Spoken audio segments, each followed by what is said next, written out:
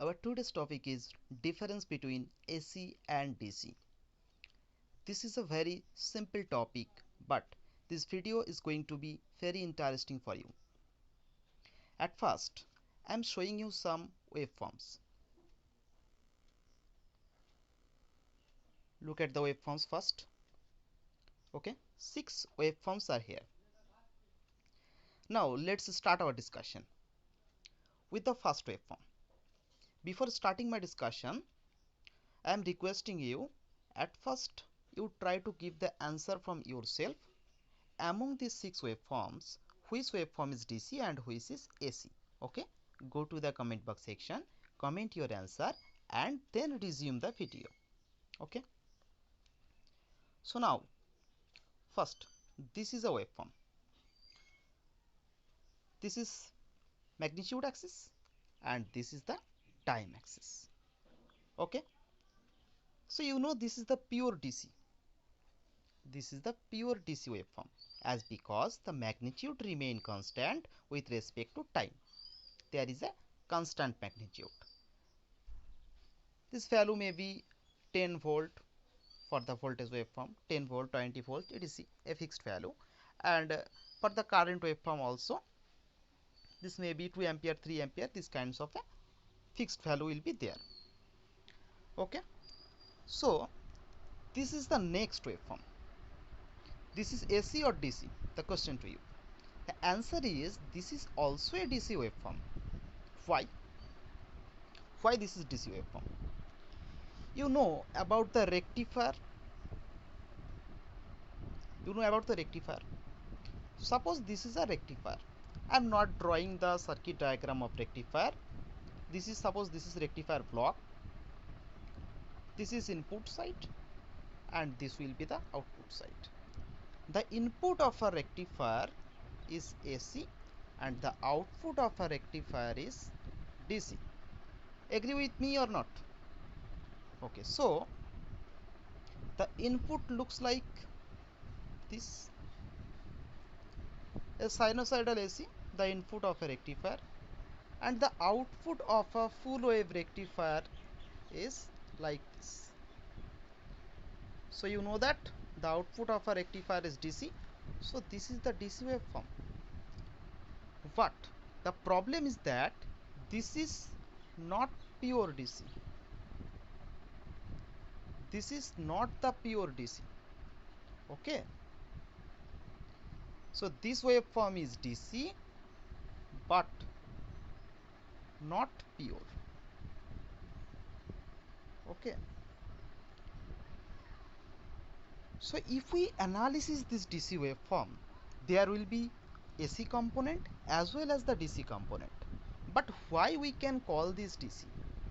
We can call this DC as because this is unidirectional waveform.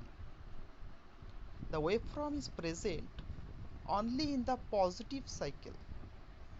Okay, only positive cycle is here, no negative portion is here. Okay, so this is unidirectional. The magnitude of the waveform starts to increase from 0 value and it reach to its maximum value, then it starts to decrease again. Okay, so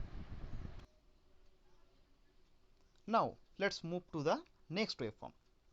You know that this is purely sinusoidal AC. AC with sinusoidal waveform, purely sinusoidal AC. This is pure AC. Positive as well as negative portions are here. Okay, and why I am calling this pure AC? You need to understand this also. The area under the positive half cycle and the area under the negative half cycle both are equal.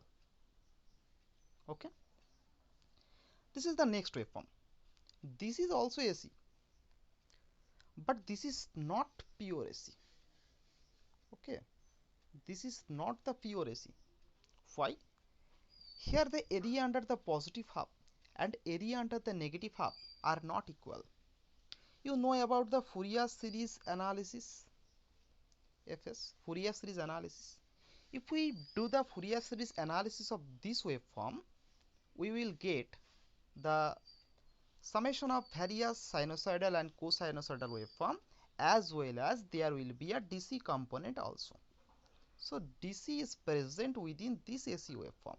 So this is not the pure AC. Okay.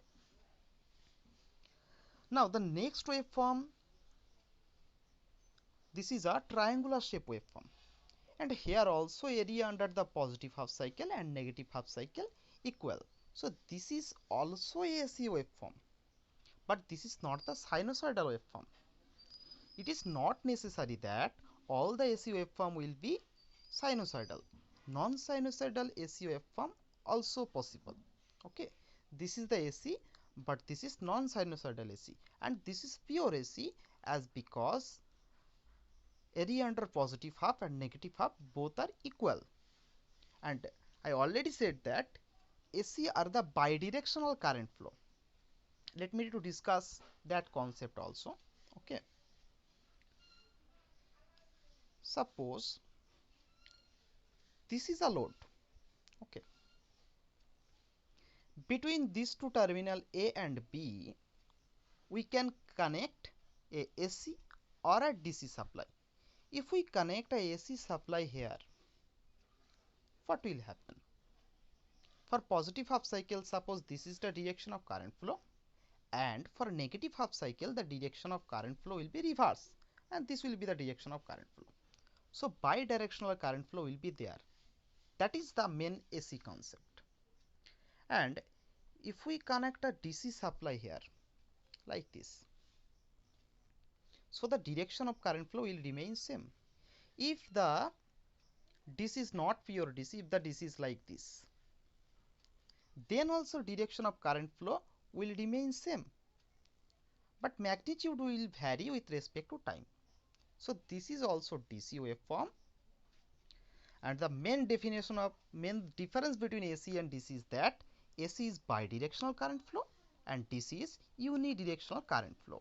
But for pure DC, the magnitude of DC will remain constant with respect to time, and these kinds of DC are not pure DC. So to make these kinds of DC pure DC, we use filter. After the rectifier, RC, LC, these kinds of filters are used to make a non-pure DC to pure DC. Okay. Now let's move. I already discussed these two waveforms. This waveform is already discussed. And this waveform. This is a very important waveform. This is the output of inverter. Okay. This is the output of inverter.